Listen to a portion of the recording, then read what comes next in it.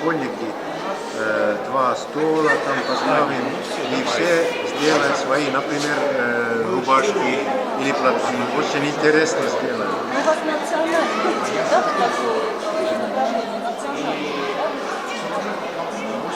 Ну, там другие из других регионов придут посмотреть, и они могут тогда сделать. да? Я просто здесь рядом, когда ехали, когда водичка когда специально В принципе, мы можем ездить специально с сундуком, с набойками, с текстилем, сделать какой-нибудь мастер-класс. Это оно не в этом раз. А вы здесь еще планируете? Почему бы и нет? Это ведь близко, 300 километров. Здравствуйте, Вера. Да, спасибо. Хорошо, что вчера были. Спасибо большое. Да.